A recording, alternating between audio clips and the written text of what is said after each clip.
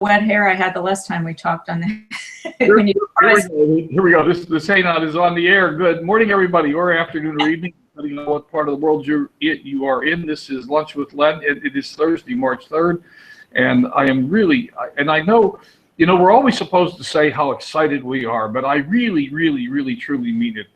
We have Susan Shearer Young here, and I think most of you know Susan is the author of what was voted the best Law of Attraction book in 2012, How to Allow, Working with the Law of Attraction. And I know that many of us work with the Law of Attraction. I know many of us struggle with it sometimes, trying to get it to work for us.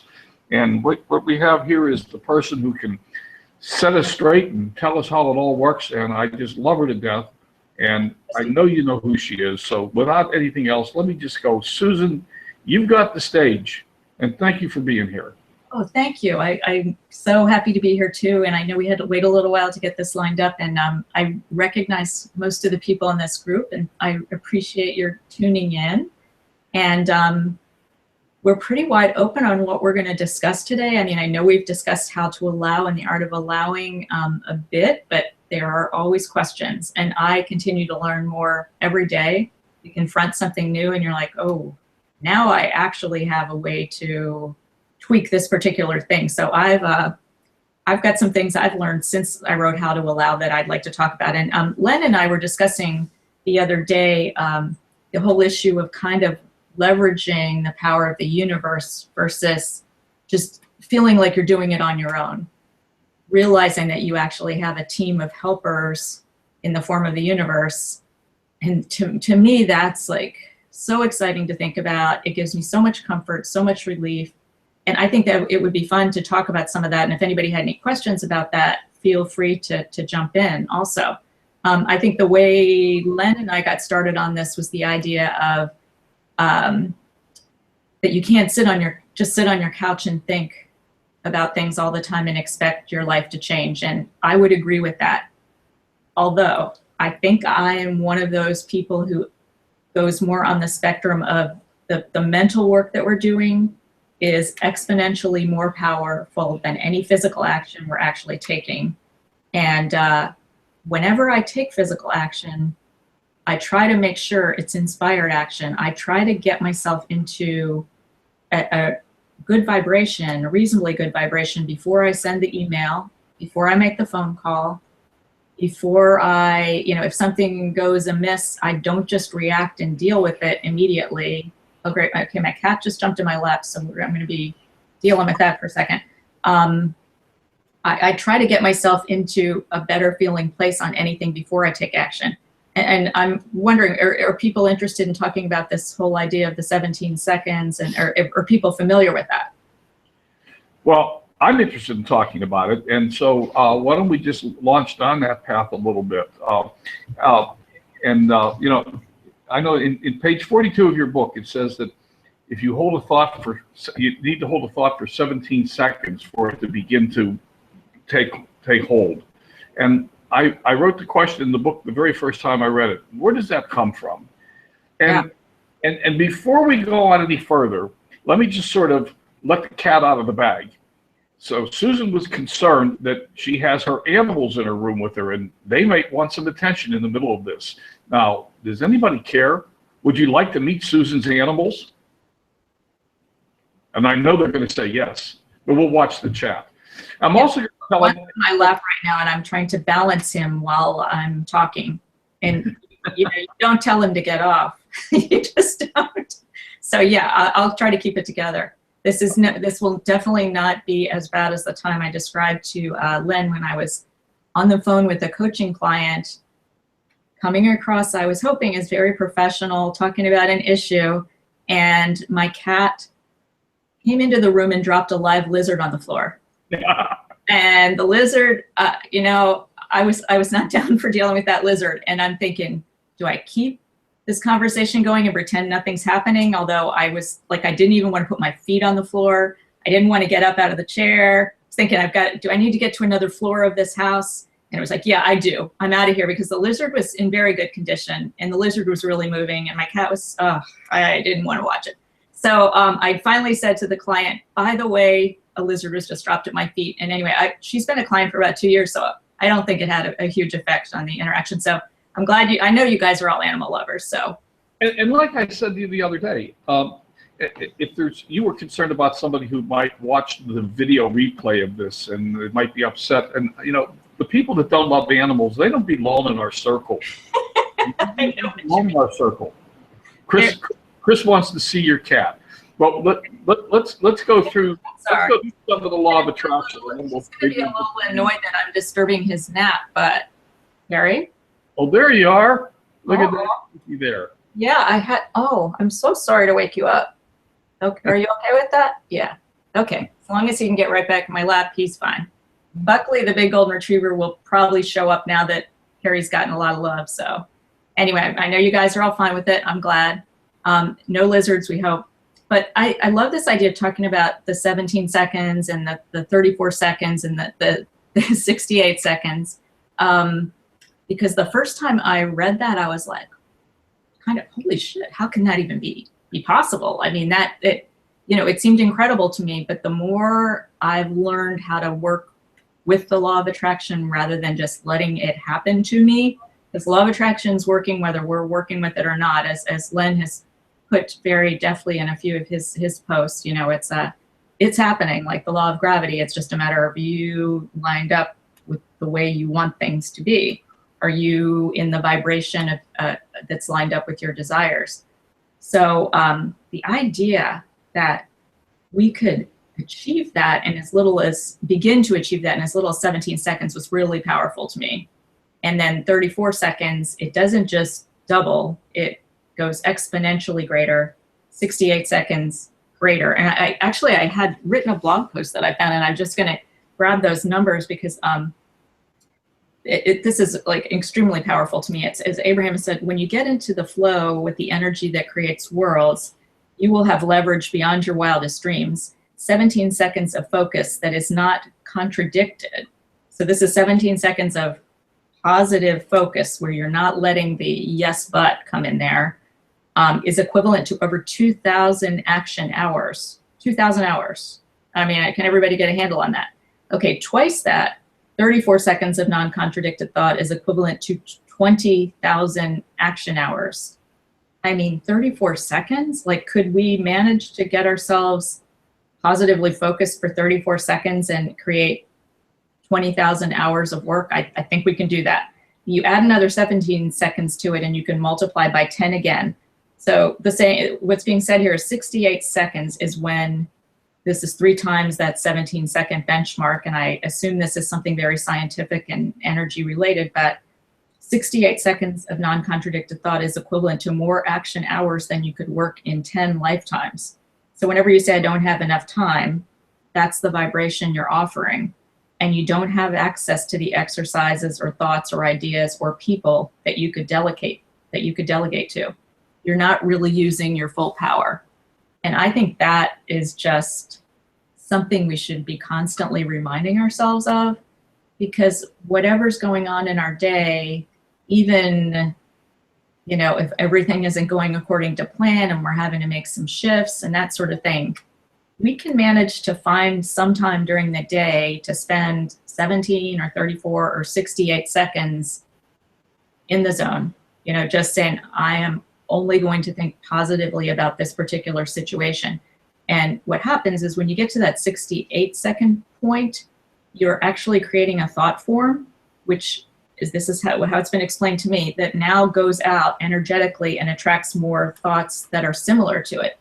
So you're just hugely leveraging your energy then. You're creating a much more powerful momentum by hanging on for that 68 seconds. Because what I've heard and what I believe, and I'm coming to understand better, is that every thought that we could possibly think has already been thought before in all of these many lifetimes we've been through and the rest of the world's been through. So what we're really doing when we set our vibration is setting ourselves up for what kind of thoughts we're attracting into ourselves. So I just love this thought that we don't have to worry about, okay, I've spent the last 20 years being a worried person, negative, somebody who just stumbles upon law of attraction and thinks, oh my God, I got to spend 20 years now making up for that. Not at all. It all starts right now. And in 68 seconds, you could begin to change the momentum of any particular thing in your life and everything in your life. So I'd love to hear what you think about that, if that resonates with you. Well, if it resonates with me, I love the idea. I think it seems to me that what happens to us, though, is holding a single positive thought without anything else interfering for 68 seconds is very, very difficult. Yeah. It's been estimated that the human brain has 60,000, a person has 60,000 thoughts a day. And that number, I don't know where that number comes from, except for me, it comes from Wayne Dyer, and I don't know where he got it. Right. But, so, yeah. but that means that, you know, there's a new thought coming into your brain every second, or every fraction of a second. So I think that's where, and so for many of us who have been programmed in negativity and are digging our way out of it, it's really hard to hold a positive, focused thought for 68 or even 17 seconds for that matter. Oh, I getcha. I mean, I can say I was one of those people, and certainly I'm not perfect right now in doing that, but it was a powerful revelation to me to realize that's all that's really required to get things turned around. And I used to have a lot more trouble with visualizing a scenario the way I'd like it to be. You know, I would either lose track of what I was doing, dive into the rabbit hole, you know, on the subject because I was thinking about it because I wanted to change it and I was trying to picture it as better than it actually was. So I could rarely go for 68 seconds. I thought I was doing it, but I wasn't really doing it. And I do find that, I don't know, I hope most of the people in this group or that are watching it will at least consider already doing meditation, because I think by practicing meditation, it helps you to become more sensitive to your emotions, your moods, and not tolerate going into the negativity as much. You become aware of it instead of, oh man, I've been thinking like that for the last 5 minutes. You just become very sensitive to, I don't really like the way I'm feeling right now, and I could do something a little bit better. I could do better with this. And it also becomes easier to visualize when you practice that kind of quieting your mind, the mindfulness practice. I used to think, oh gosh, I'm just not creative. I can't, I'm not one of those people that can visualize, and now I can. And I have had times where I've just usually, I think it's really good to meditate. And then once you've gotten your body into that sort of Zen-like state, or whatever, there's a lot of names for it, in theta state or whatever, but then try to either converse with my guides or visualize something the way I want it to be. And then it's a lot more successful. And I've actually visualized something very silly, not necessarily silly, but I was thinking maybe about something financial, and thinking, oh, I can't just visualize having, $1 million in my bank account. It just doesn't feel real. I can't just picture myself walking into the bank or writing the checks or whatever. It doesn't feel right. But what I could picture myself doing, which was fun, was walking into a store, and maybe Nordstrom's. I love Nordstrom's. I don't know if you have them wherever everyone is. And going, I'll take one of those, and I'll take one of those, and yes, I'll have one in each color. Thank you. Very nicely done. Appreciate it. And then walking on, yeah, like that dress, yeah. And I could use a new pair of shoes, by the way. And I could do that for way more than 68 seconds and, be laughing to myself while I did that. And that exact scenario played out with someone showing up in my life within a couple of days who said, I wanted to give you a birthday present, and can we have lunch at Nordstrom's? And by the way, here is a check for your birthday. Would you like to go shopping with me? And I went, well, hell yeah, I'll do that. And I was just there was a huge sale at the time. I mean, I didn't go crazy. I'm not a crazy clothes person at all, but everything was on sale at Nordstrom's too. It was weird. And I literally was like, I'll have that, and I'll take that, and I'll take that. And then I'm thinking, I just visualized that like 2 days ago, and it actually happened. So maybe part of the trick, Len, and everyone who's listening, is finding something that you could think about in a more lighthearted way and have fun with it rather than trying to, oh no, you're not. My cat's going after my necklace.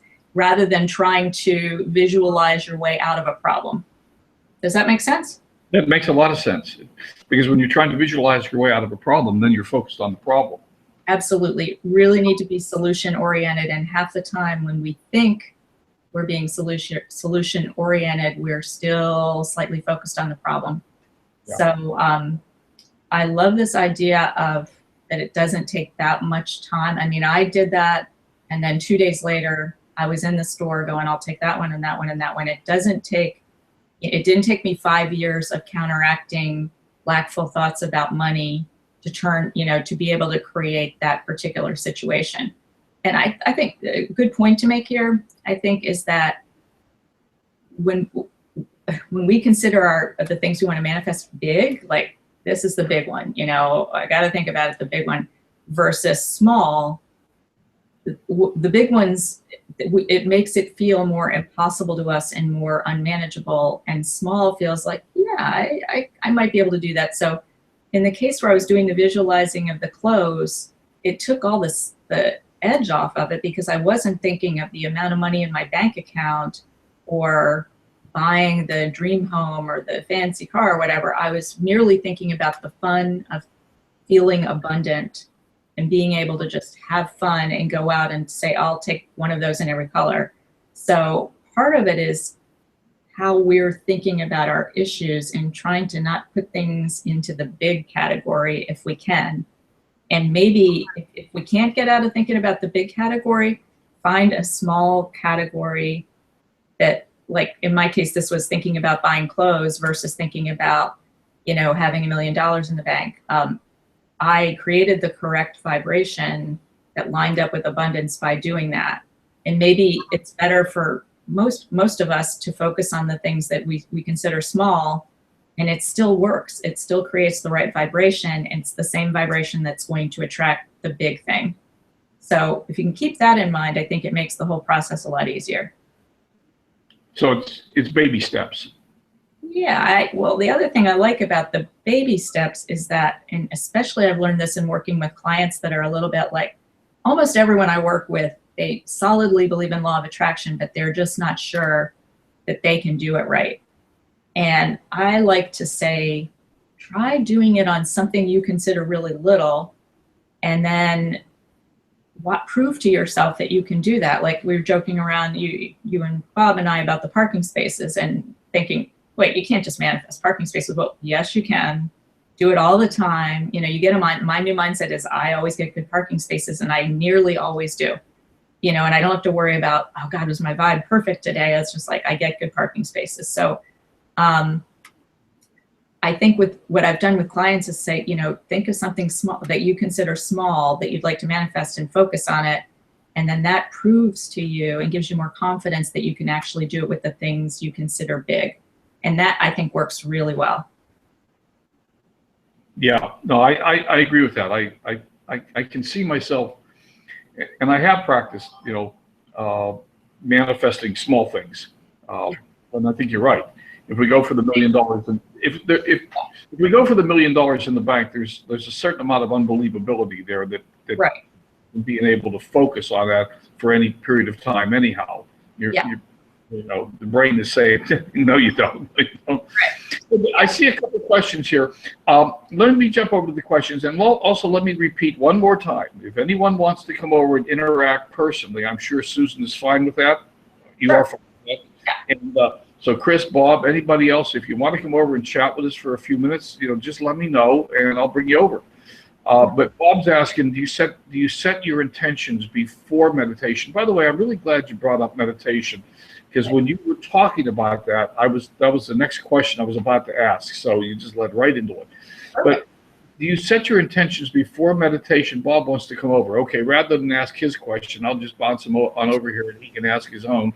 And then Chris is asking about HoloSync. I know Chris has done HoloSync. Do you know much about it, about HoloSync, or are we catching you off guard here with that one? I've heard a little bit about it, but I couldn't speak to it with any authority. So somebody else might want to chime in and talk about that. I've definitely heard of it and was thinking of exploring that, but no. And as far as the setting my intentions before meditation, I am very loosey-goosey, I have to say, about meditation. Like there are all these books out there and people prescribing all these different methodologies for meditation, and I pretty much go with what feels right at the time. And I think there are other people that are probably more successful a higher percentage of the time at having a really good meditation where they really do get into the zone than I do. But when it does happen, it's epic, it's awesome, and invariably at least some part of the 15 minutes or 20 minutes I am in the zone. It might only be 2 minutes of that time, but it works pretty well for me to just sort of, I do set a little bit of an intention of, I call in my guides and say, I'd really like to have a nice meditation here, or rest or break from my day so I can get myself back in alignment. And I'd love it if you wanted to give me some helpful information.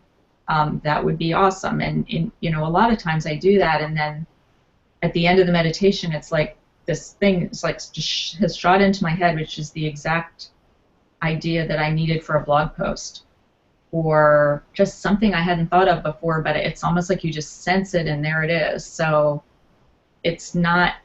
It's like you're kind of hearing the words, but you're kind of just getting this whole. It's like you're getting a little bit of a download. So I do set that meditation, and I do every day tap into what I think of as my posse, my group that is helping me, and I know they are. It's been proven to me time and time again, and I think that fits in well with our discussion of leveraging the power of the universe and using our full power rather than just using part of ourselves. Because we've got so much available to us that we could be using every day, and everything could be so much easier rather than us just feeling like a lot of us have been trained to work really hard to get what we want. I definitely was. You know, I was a law student, went to Harvard Law School, killed myself to get good grades at undergraduate school, worked at a big law firm. I'm millions of billable hours, you know, all of that stuff. The way, you know, I know, Bob, you had 2 businesses at once, I believe, and probably everybody else here has been through that. But, you know, it doesn't have to be, it's not supposed to be hard work. It's supposed to be inspired action. Inspired action is a million times, as you know, when I mentioned all those numbers, more effective than taking action from out of your vortex. So please, anybody who wants to chime in on that. Yeah, cool, wonderful. Hey, we're going to run out of time, and I don't know, what is your schedule today, Susan? I know you said you had a few minutes maybe to go over, but not much. Over a little bit. I'm just traveling tomorrow, so I didn't want to sign up for a huge, thing. But really, I know this has gone really quickly. So yeah, I have a little more time for sure. We could keep going for a long time. I've got, but let me give Bob a chance since he wanted to come over. Bob, what's on your mind, buddy? Well, of course, hello, Susan. Great to see you here once again. Hey, Bob.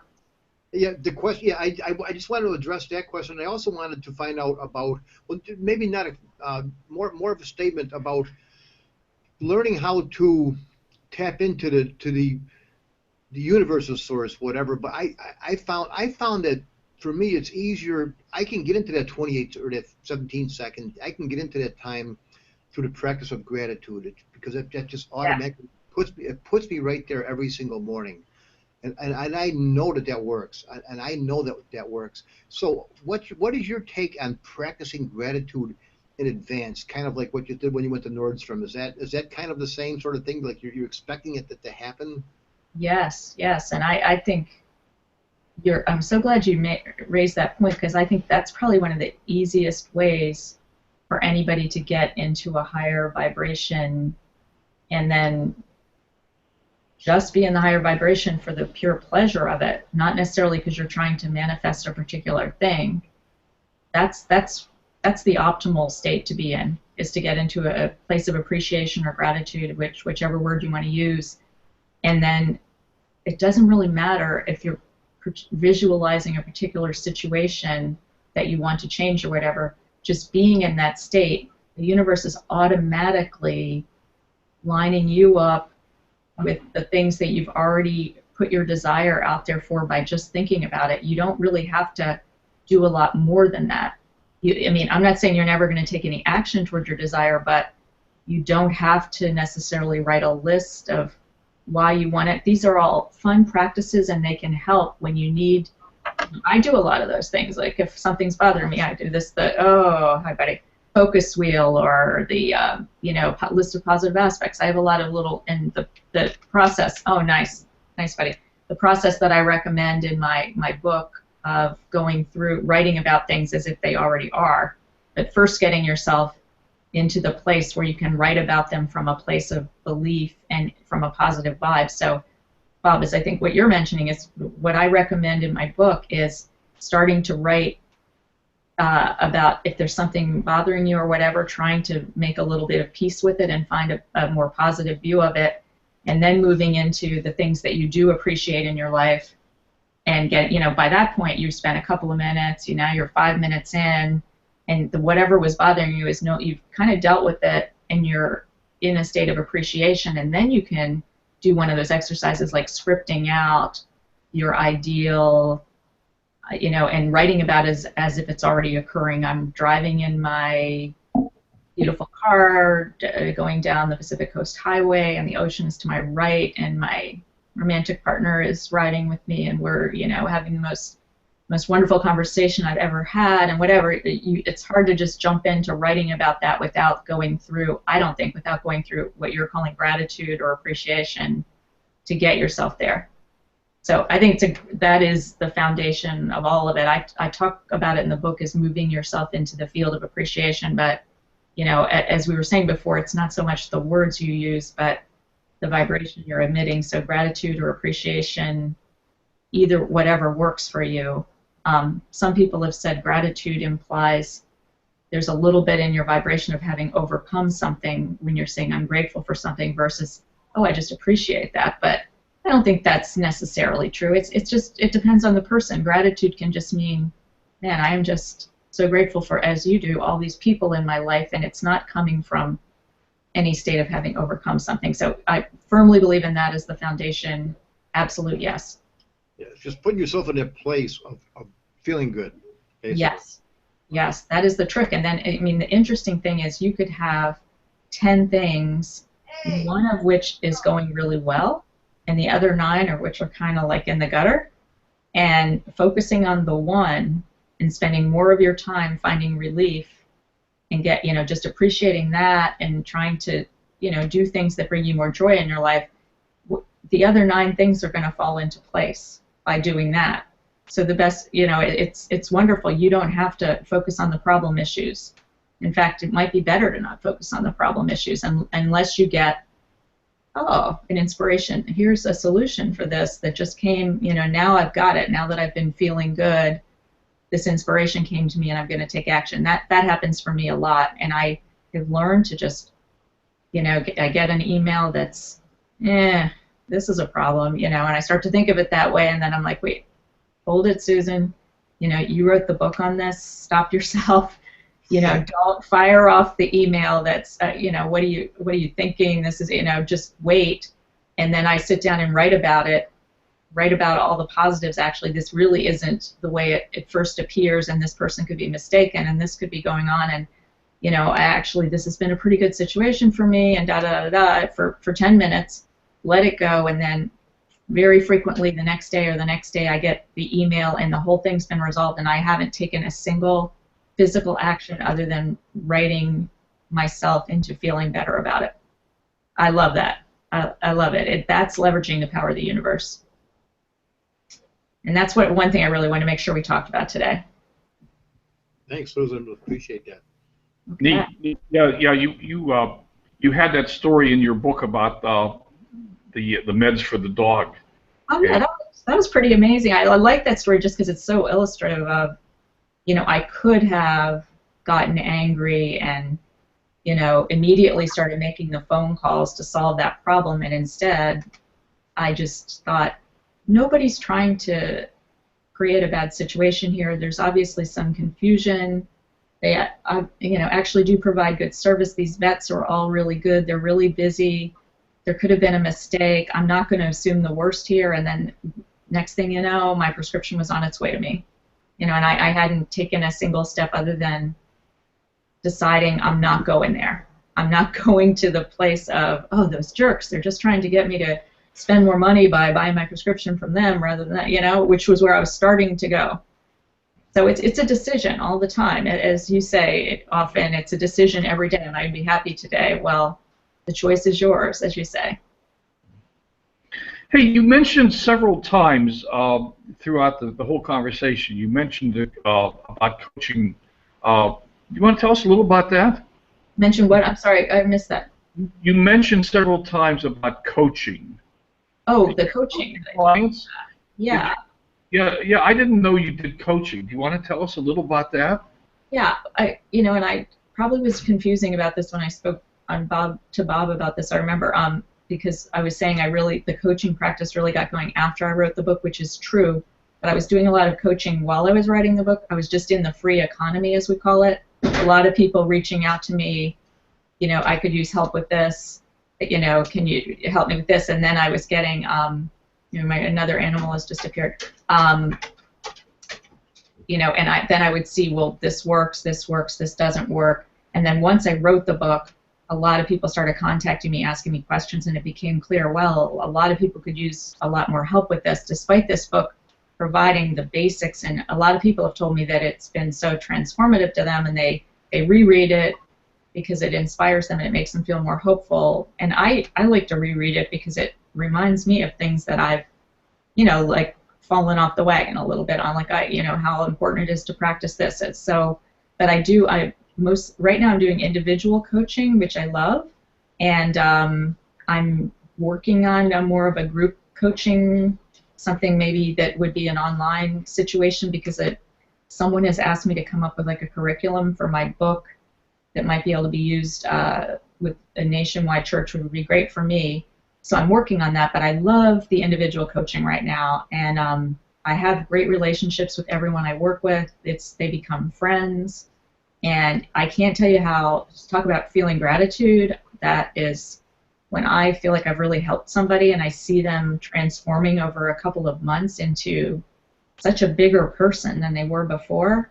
Oh, I mean, there's not much better out there, and I've gotten such great appreciation from people, testimonials, and people telling me that I've really changed their lives. And I think, well, what could I be doing that's better? I'm the luckiest person in the world to be able to do this kind of work. So yeah, I'm loving the coaching. I coach by telephone, and it's on like a monthly basis. Usually we do start out with like a 3-month sort of plan in the beginning, but I've coached some people for much longer. And it can be, you know, tweaked to meet the person's needs too. So if anyone's interested in exploring that with you, how would they get in touch with you?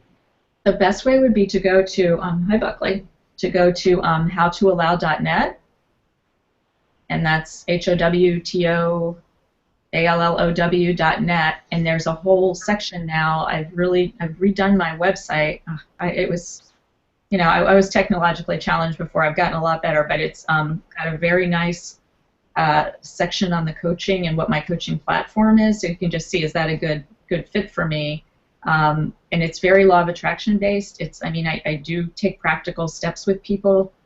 They may need to work on changing something in their environment, whether it be their home, and whether it is nurturing to them, or the people they're surrounding themselves with, or they may need to take some steps to improve some things about themselves that they'd like to improve. But it's very much about, I call it inside job life coaching, because I really believe fundamentally that 99% of it is an inside job. It's all, how are you thinking about things? So if you went on howtoallow.net, there's a whole section on coaching, and it also has a little link where you can just click on it, get in touch with Susan about a free coaching session. So really easy, and I get an email from that lead generator or whatever it is, and then I email the person, and we set up a time for a call based on a mutually convenient schedule, and works very well. People have found me in the weirdest ways, but I'd love to put it out there that the easiest way to find me is to go through that website. But people have found me through Googling a lot of interesting things, and I just have to assume, boy, that was meant to be. We were definitely meant to work together if they found me that way. So. So Craig Kassler has a question over there. Can a person that is highly tuned into this, like Susan, actually feel the vibrations shifting to higher levels? Yes, absolutely yes. I feel it in my body if I really get there. And it's a crazy thing because we keep coming back to Wayne Dyer for some reason. Both of you guys that I've talked to, and with some other people that are maybe perhaps in this group. I'm trying to look at all the names without getting off topic. But I remember when I first started getting into all this stuff and I really got it, when I would like go to bed at night and maybe start reading a spirituality-based book, usually one of Wayne Dyer's books at the time, or this other book I've recommended before, Conversations with God by Neil Donald Walsh. I highly, highly recommend that book. But I would notice that my lips would be tingling. And I was like, what? You know, what's up with this? Like, why? And it would happen every time when I got into reading one of these books that really resonated with me. Now that has evolved into my body doing little, ticks and twitches and moving when I'm meditating, or feeling like almost like a buzz going through your body, almost feeling like you can't feel whether your toes are there or your fingers are there or whatever. And that's in a really good meditation that happens. And I can also just for example, one of the easiest ways for me right now is I'll be coaching a client and we'll go through this whole scenario, and by the end it's like, yes, we've got this. This is what's going to happen. That the next time we talk, we're moving forward, and the person's feeling so good. And as I think I said before, I think it benefits me as much as the client, because by the end of that call, I'm like, definitely have a tingle in my body and I feel the energy having shifted, and I'm thinking, how lucky am I? I would just spent almost an hour in the vortex by working with this person. I'm helping them, and they're helping me. It's awesome. So yes, to answer your question, I definitely feel it, and it just seems like it's getting bigger and bigger and bigger, and my intuition is getting better and better and better the more that I practice this stuff. And this is a weird thing. I don't know if, I doubt this is going to be too woo-woo for anyone in this group, but if it is, please forgive me. But I know a lot of people work, like Abraham Hicks, for example, it's channeled intelligence. It's infinite intelligence coming through another person, and I think there are plenty of legitimate people out there who can channel information, and like looking back at the Seth books or whatever, it's for real. And then there are probably some people out there that aren't for real. But the one thing that's been really interesting to me is I was working with one client in particular, and he's also working with this woman who's incredible. I cannot imagine that she's not directly connected with infinite intelligence. And I would tell him something, I'd give him a line like, this is what I think is really going on here, and he'd say, that's exactly what the channeled intelligence, I don't want to get into all that right now, but that's what they're called, the alchemist or whatever. That's exactly, they use those exact words, which was very empowering for me, because it made me realize, oh, I'm definitely getting, my intuition is really working. I am getting that information, and it's accurate. I'm really hearing it.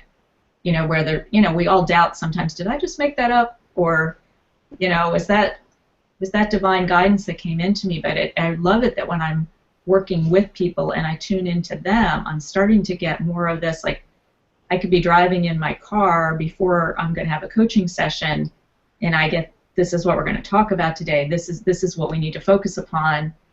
And then once the conversation starts, that's where we end up, and it is the perfect solution. So I think we're all getting this divine guidance all the time. I hope that wasn't too woo-woo, the channeling thing, but to me, I love it that I'm starting to feel like the more I practice using my intuition and, setting the intention of talking with my guides and doing the meditation, that I feel like I'm definitely getting the hits. I'm downloading information. It's coming in for me to be helpful to my clients. And I think that feels totally awesome, and now I know it's happening. So that's something I'm hugely grateful for right now. I have a question, Susan. Sure.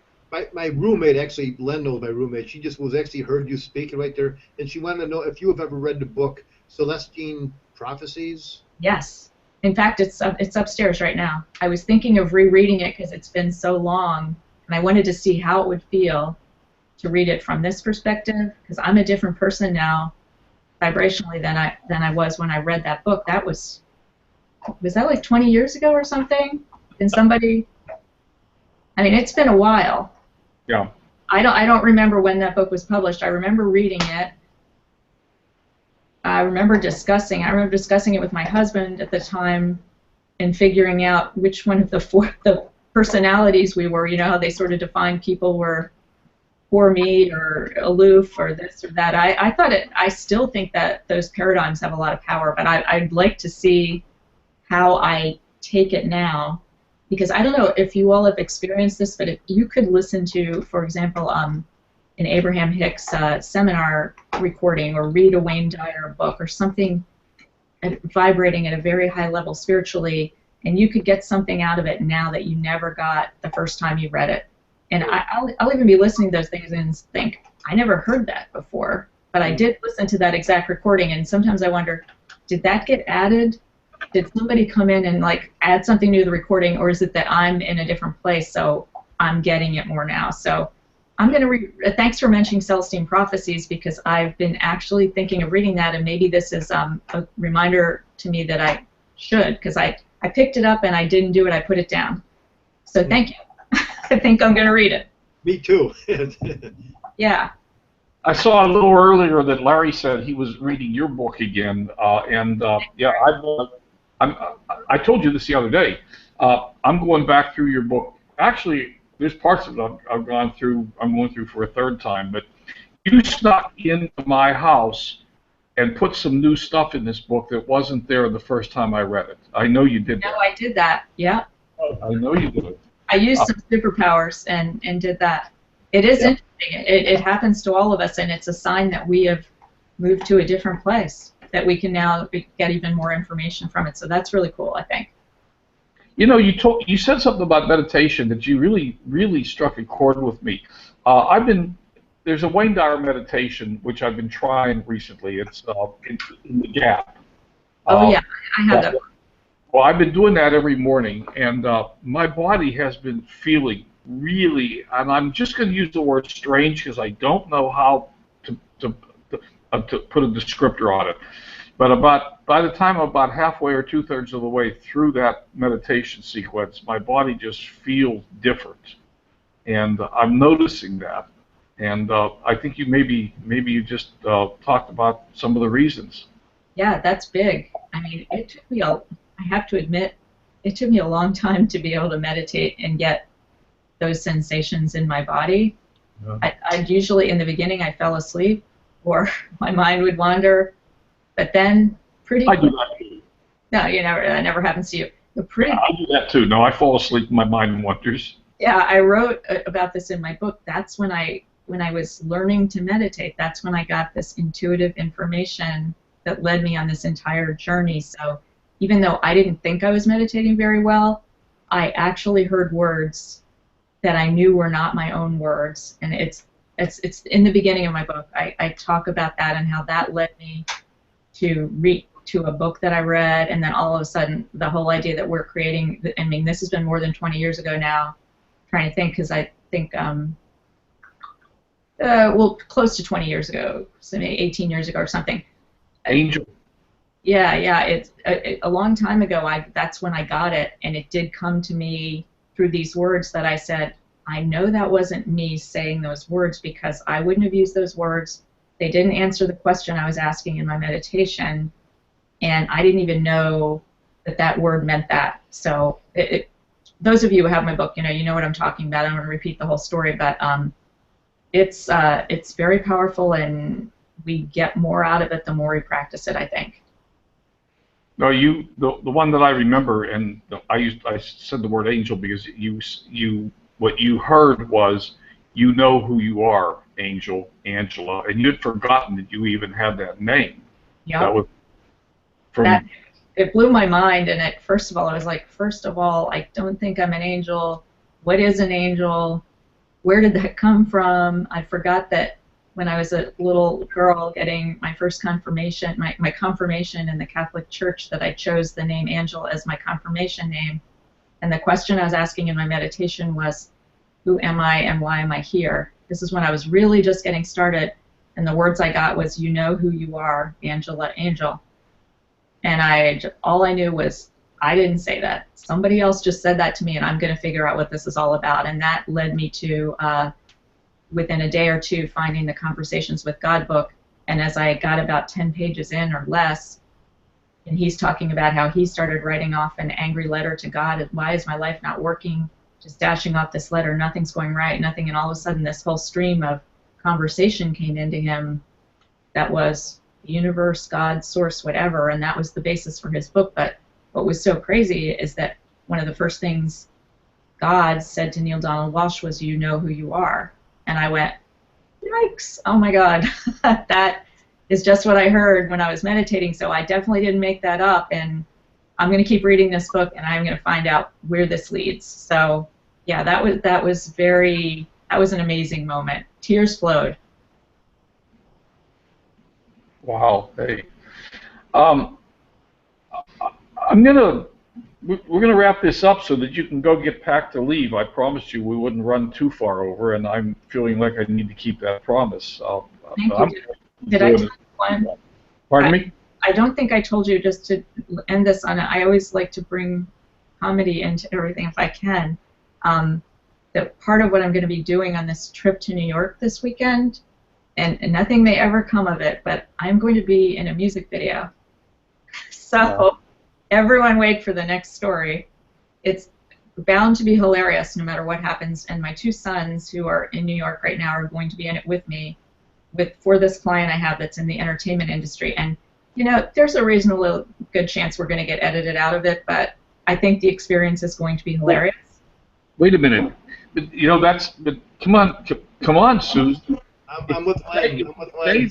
It becomes a self-fulfilling prophecy. That's a negative. Or like saying I'm going to get edited out. I just have to joke around about it because it's like everybody's asking me, so what are you going to do? And I'm like, don't worry, I won't be dancing, you know, or whatever. And anyway, no, there's a good chance we're going to get left in it because my client really wants me to be in it and wants to show me appreciation for all the work I've done for her, and her record's about to be released. So as my son Parker said to me, whatever happens, there are going to be stories, and there will. You're going to be in it. You're going to be in it. We know that. I can't wait to see it. You got to get us a copy so we can see it.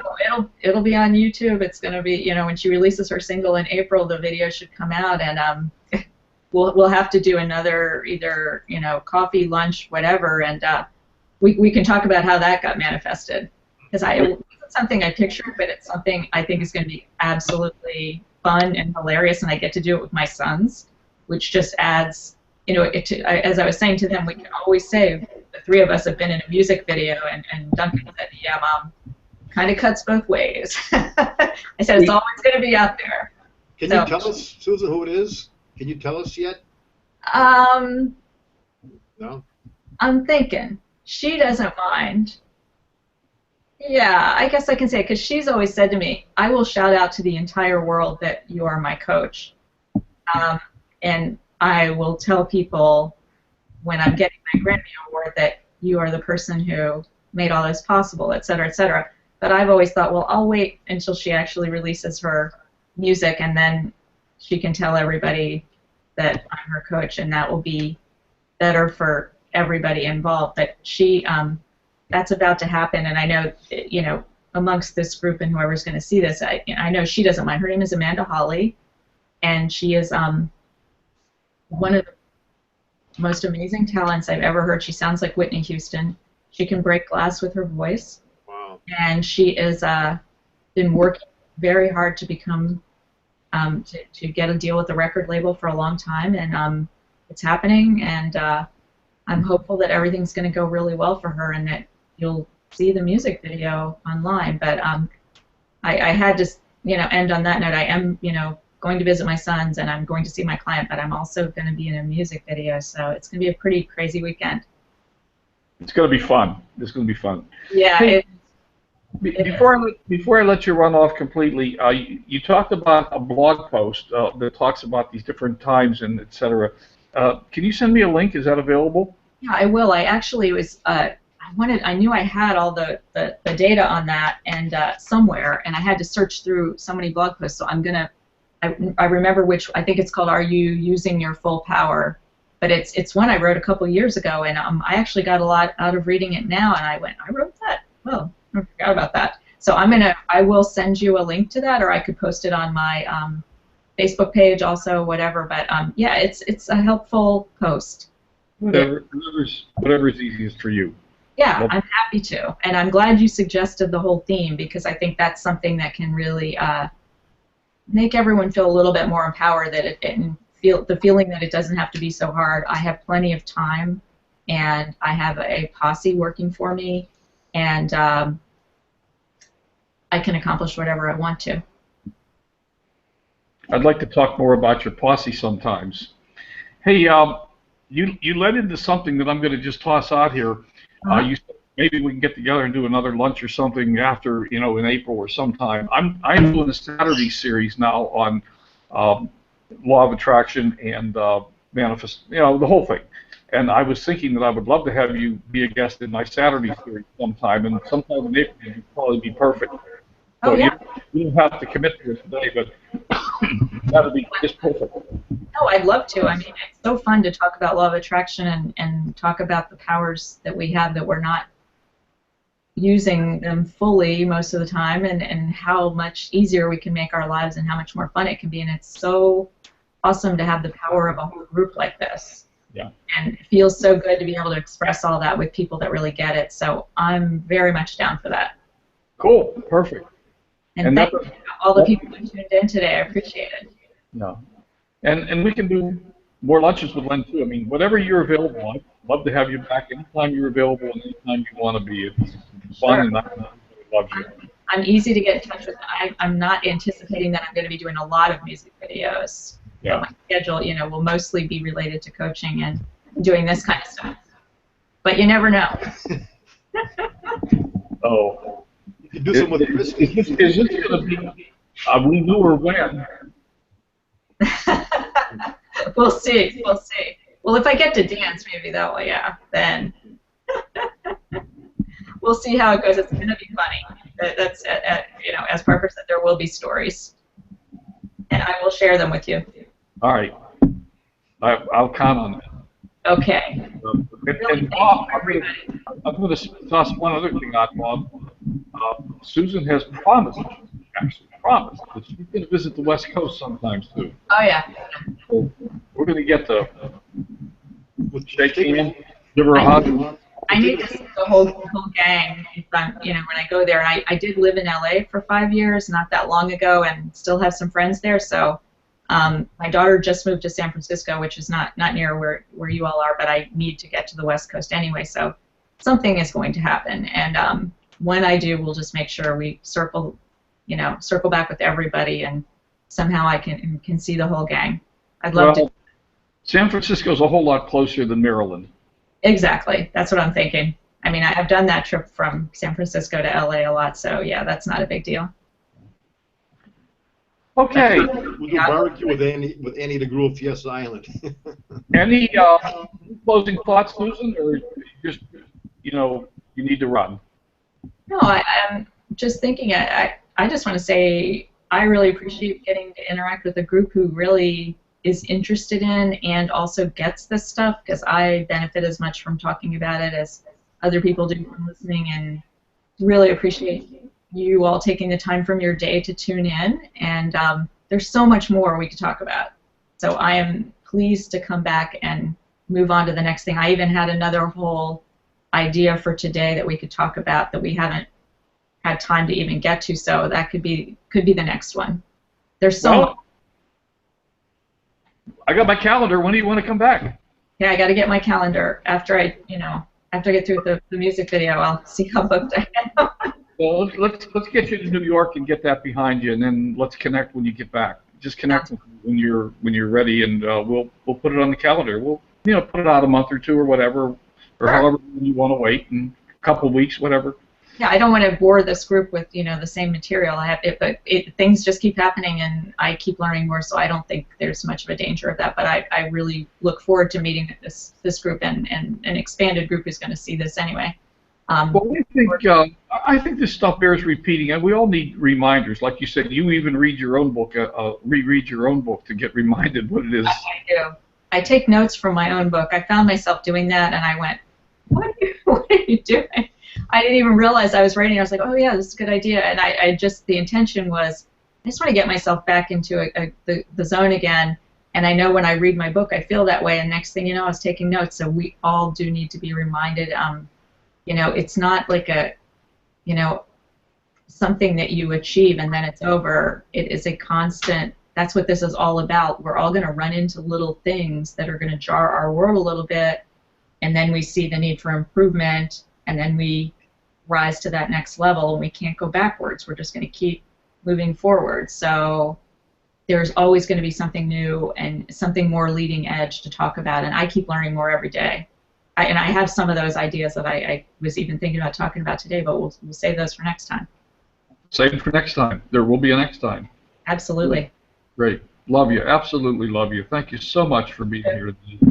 Thank you for having me. Thanks, everybody. I get a lot out of it too, so and I know you do. So, anyway, everybody else, thank you for coming today. Let me just do the 30-second commercial. Tuesday, we're gonna be doing more of our continuing on with Facebook and pay-per-click and that stuff. Next Thursday, 1 week from today, we have an incredibly special guest. Not quite as special as Susan, at least not as pretty. But Mark Harbert's going to be on the show, and I know everybody here knows who Mark is, so that's going to be really fun. So next week, we got 2 really good shows lined up. Awesome. That's it. Susan, thank you so much. Thank you, Len. Pet the cat. Say hi to the dog. They behaved themselves really well. I have no well, the cat had a couple moments, but I calmed him down. He's asleep now, but yeah, they were pretty good. They're fine. They're fine. Nobody here cares. Good. So, good. all right, I'm going to kill the broadcast. Okay. Bye, everybody. Thank you. Bye for now.